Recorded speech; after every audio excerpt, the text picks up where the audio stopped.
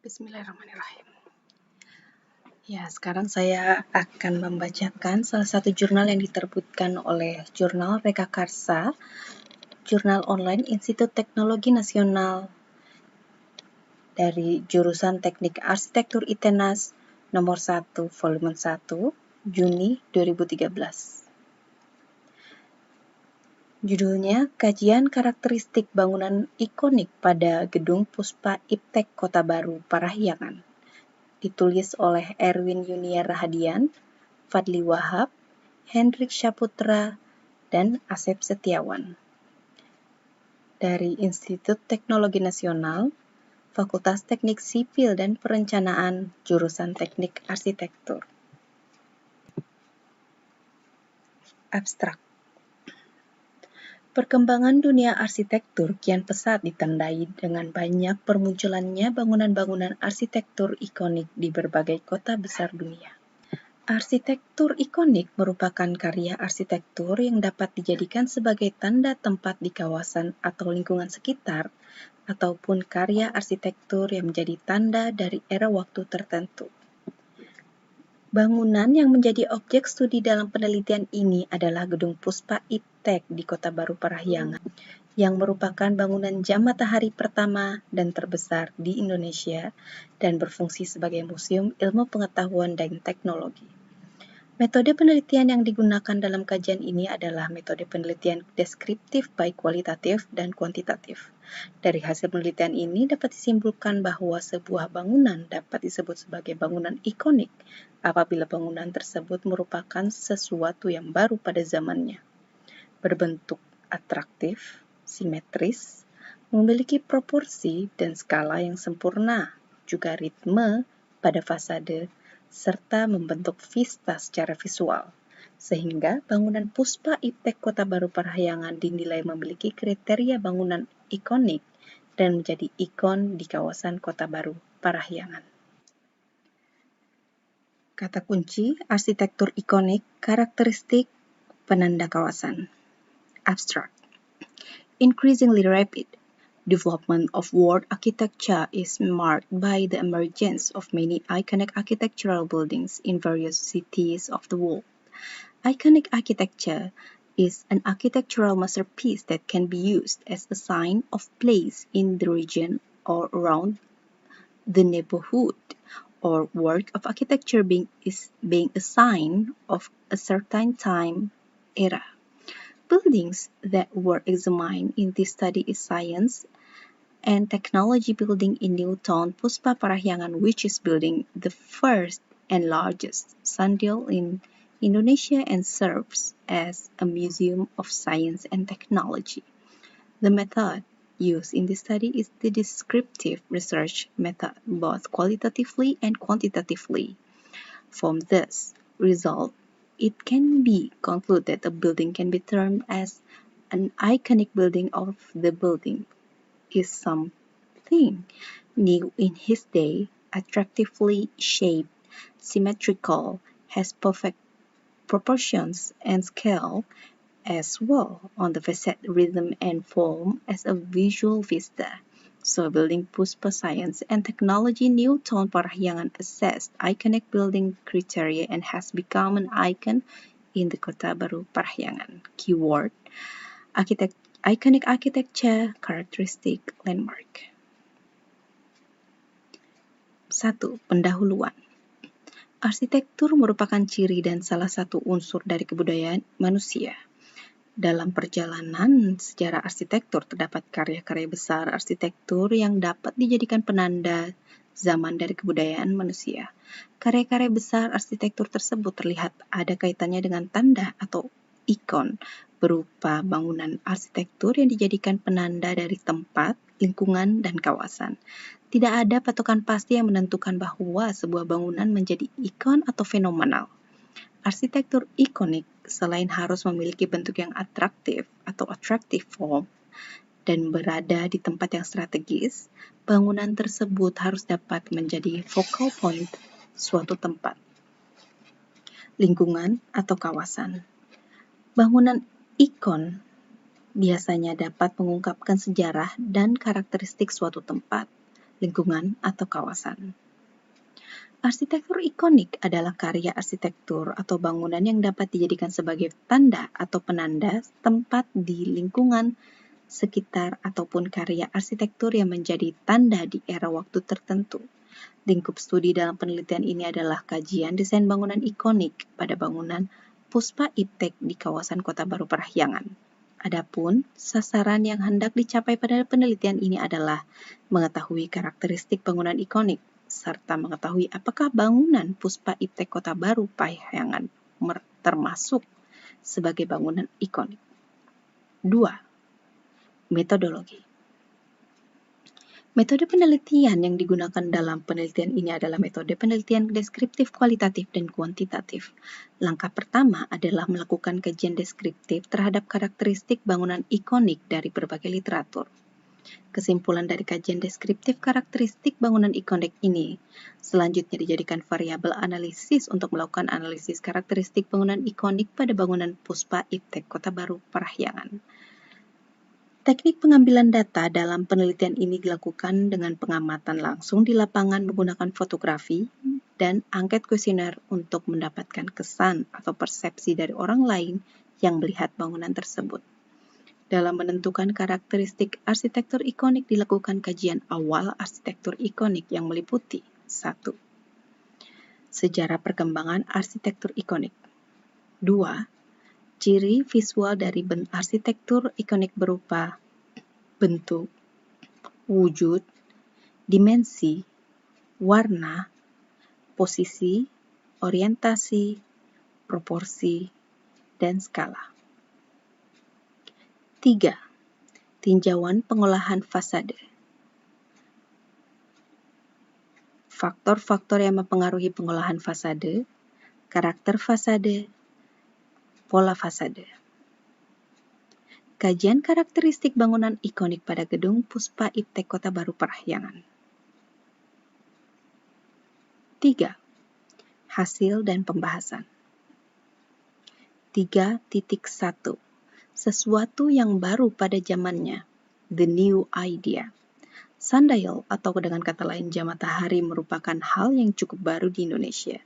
Dari hasil pengamatan, hanya terdapat 1 buah jam matahari yang telah dibuat dan dipatenkan di Indonesia, yaitu jam matahari petunjuk waktu salat, yang terdapat di Masjid Agung Surakarta, Solo.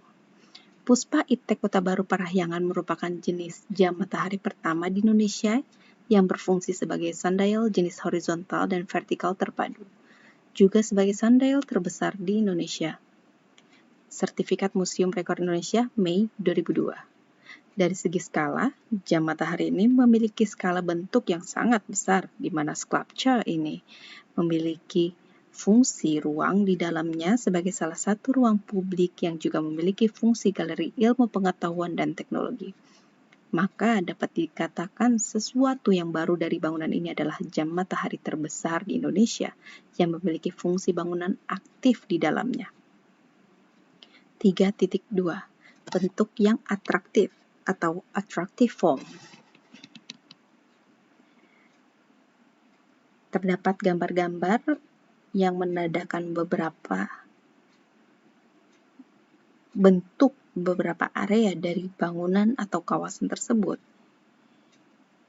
yang sudah ditandai menggunakan garis titik-titik merah. Mari kita baca keterangannya. Gambar 1, elemen sundial pada bangunan. Dalam kurung biru, gnomon, merah, bidang dial.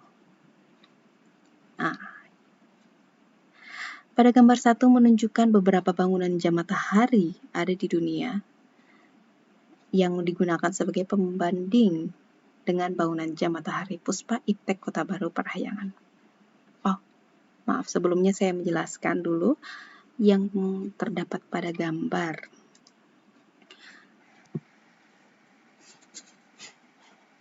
Pada gambar terdapat salah satu struktur yang mengarah miring ke langit secara vertikal ataupun horizontal dengan sudut tertentu. Itulah yang dimaksud dengan gnomon. Dan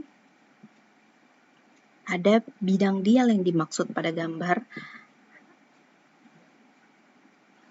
tersebut ada berbagai macam. Ada yang sisi pada bangunan, ada juga sisi pada kawasan secara terlihat dari tampak atas. Ada juga bayangan-bayangan dari bangunan.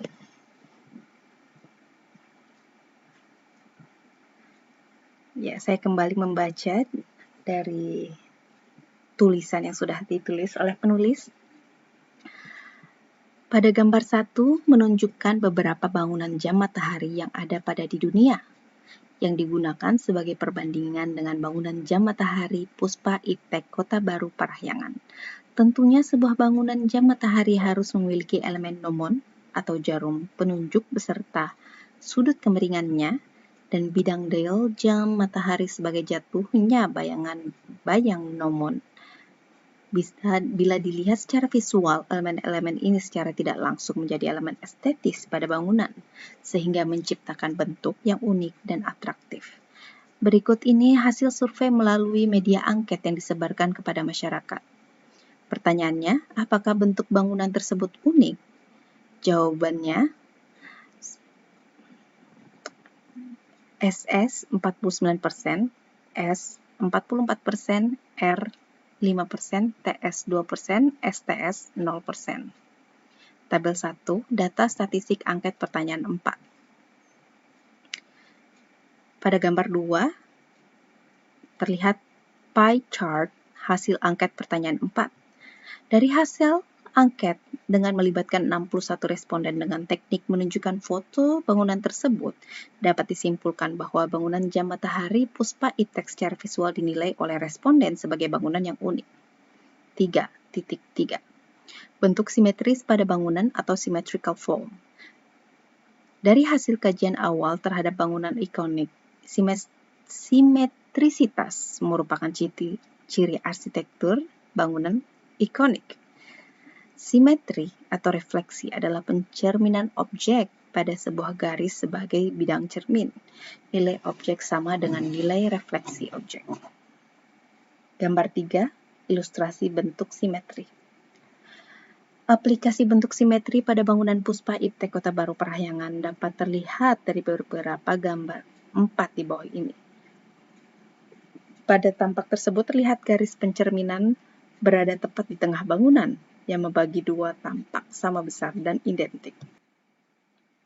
Oke, gambar 4, aplikasi bentuk simetris pada tampak bangunan.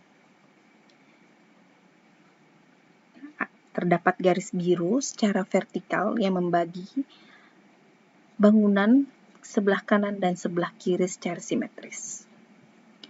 Kajian karakteristik bangunan ikonik pada gedung Puspa Iptek Kota Baru Parahyangan.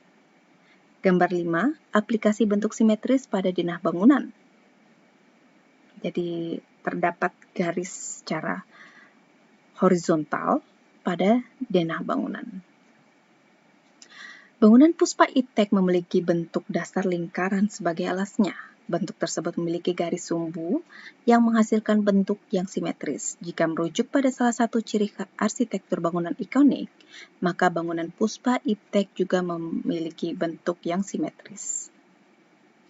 3.4. Elemen berulang pada fasade atau continuous rhythm. Ritme juga merupakan salah satu ciri arsitektur bangunan ikonik. Ritme adalah suatu ukuran gerakan yang simetris. Ukuran tersebut bermacam-macam. Dapat memiliki satu atau lebih pola yang berulang. Terdapat gambar 6, pola AAA. Gambar 7, pola ABC yang berulang. Gambar 8, pola ABACB. Bangunan Puspa Iptek memiliki beberapa pola yang berulang pada bangunan maupun pada tapak bangunan. Dapat dilihat dari gambar 9 berikut ini. Gambar 9, pola berulang pada bangunan Puspa Iptek.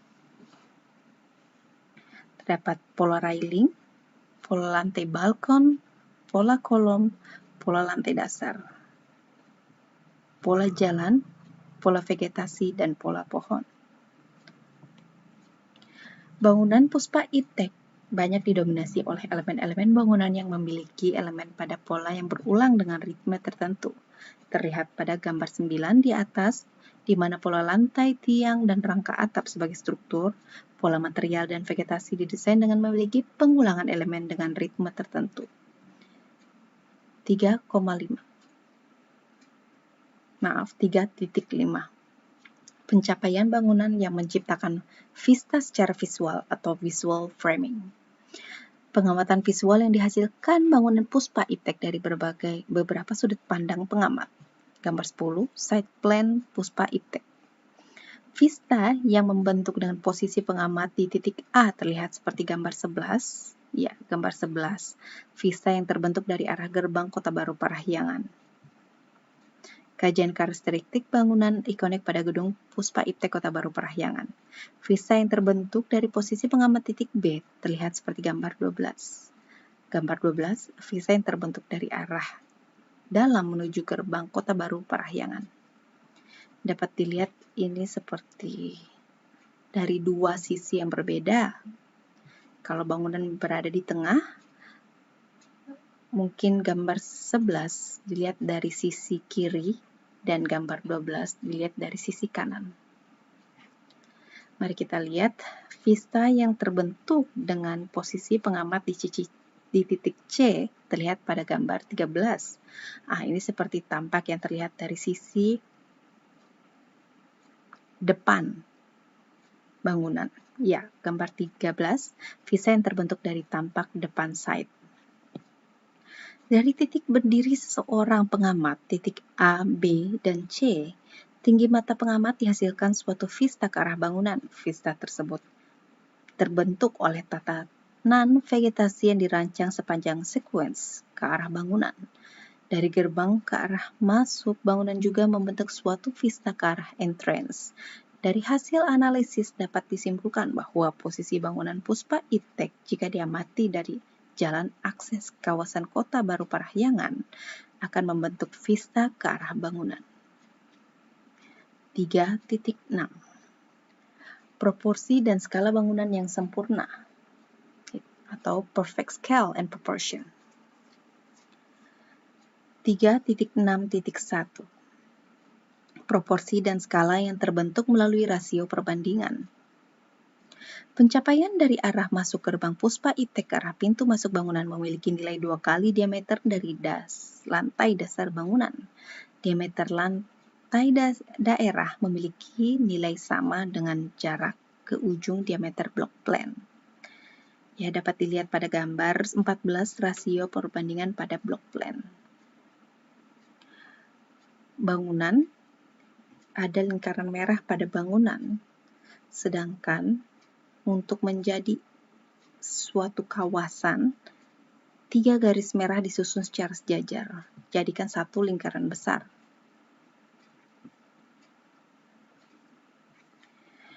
Tiga titik 6.2. Proporsi dan skala yang terbentuk melalui angka golden section. Tampak depan side membentuk suatu garis sempadan bangunan yang sama dengan prinsip golden section pada pola segitiga atau triangle section terlihat seperti pada gambar 15. Ya, gambar 15. Pengaplikasian metode golden section pada tampak depan side atau triangle metode. 4.6.1. Proporsi dan skala yang terbentuk melalui garis khayal. Jika dibuat suatu garis khayal berbentuk persegi panjang yang mengelilingi tampak samping bangunan, lalu dari persegi panjang itu dibagi menjadi 2 buah persegi panjang yang sama, dari titik sudut persegi panjang kiri bawah ke arah titik berat persegi panjang kanan ditarik suatu garis khayal yang membentuk garis batas atap lantai dasar dan lantai satu bangunan. Gambar 16, rasio proporsi visual pada tampak samping bangunan. Ya, jadi lantai dasar bangunan 2/3A dan lantai 1 bangunan 1/3A, sedangkan A adalah dari lantai dasar sampai atap di lantai 1 bangunan. 4. Kesimpulan, kajian mengenai karakteristik arsitektur ikonik dengan studi kasus bangunan Puspa Iptek di Kota Baru Parahyangan didahului dengan meneliti perkembangan sejarah arsitektur ikonik pada tiap zaman untuk mendapatkan karakteristik umum dari arsitektur ikonik.